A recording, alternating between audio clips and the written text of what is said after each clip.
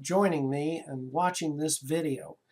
This is about a quick overview of our first team assignment. I want you to know that I'm going to be very reasonable about this. I have a mission. That mission is to provide you with an experience in organizing teams and creating positive teamwork experiences. So I want to be flexible. Many of you have been very kind, very polite, and very helpful in pointing out little tweaks and deficiencies in my design of the course. And I have already responded to you very quickly. So keep up that communication flow. We'll make this a very, very good experience. Now, the first thing we're going to do is have teams share information. Normally it's done in a face-to-face meeting, but today in virtual organizations, you might not even have the chance. You might be working, as my wife is, out of your own home through an internet connection. So you're given some files. You're going to open up those files and let's talk about what's in them. Now, once you do those files and you submit those Word documents back to the system, then other students are going to be able to see it. Now, the goal of all this gathering information is to be able to select an effective team leader and team coordinator and to give them your profile on two really important dimensions. First, what are your skill sets?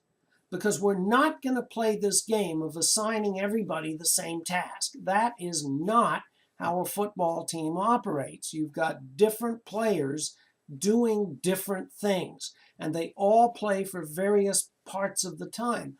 But you never know. A kicker could win the game and become MVP. So it's very important that we develop for the team leader what he or she and the coordinator need to know about you so that you can be asked to do what you're efficient doing. Okay? And so, but we've got to find the right team leader and the right coordinator. From the previous readings, I hope you understand the team leader is the visionary. The team coordinator is someone very meticulous, very detailed. Now, that intellectual capital inventory, you're going to assess yourself, and you're going to use this grading system, roughly. I mean, A, B, C, D, and there you go. I think you're familiar with this. The next thing you're going to do is a core values, goals, and time commitments. Now, let me explain this. What you're going to do is you're going to define your core values. What's important to you? Maybe number one is family.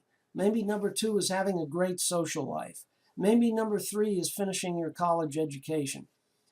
Maybe number four, a value to you is that you be employed productively. So finding a job would be like a core value.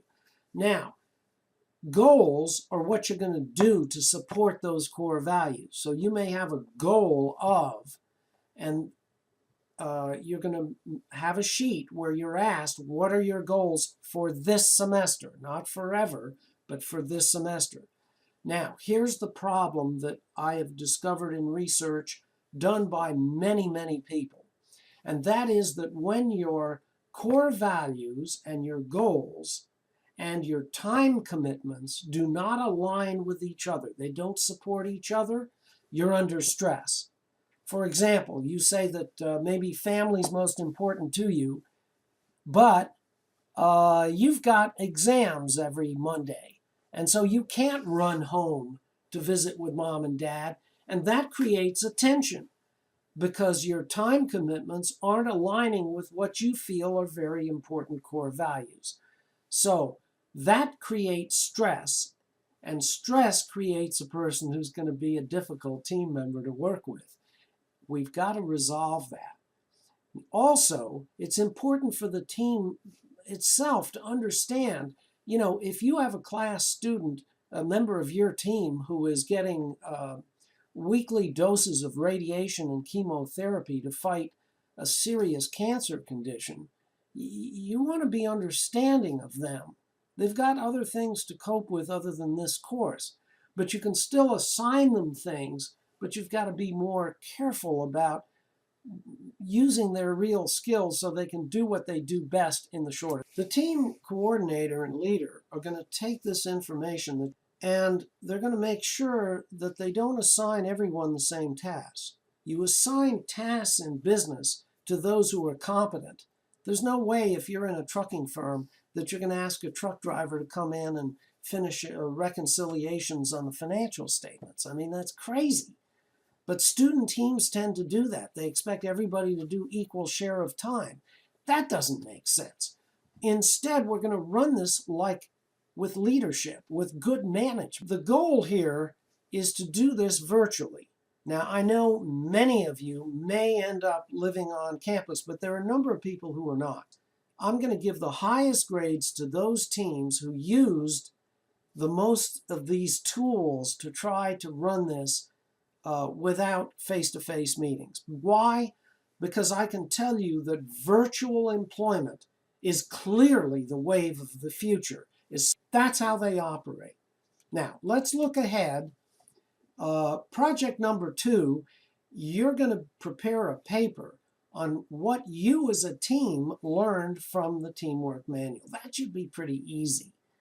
But I want you to experience the virtual communication. The final project is where you're going to research additional materials, develop some new narrative to replace that first section of the manual, and let's see what you come up with. Now, this is going to be a team competition. I got a volunteer professor who's a former executive. He used to task people to write these reports.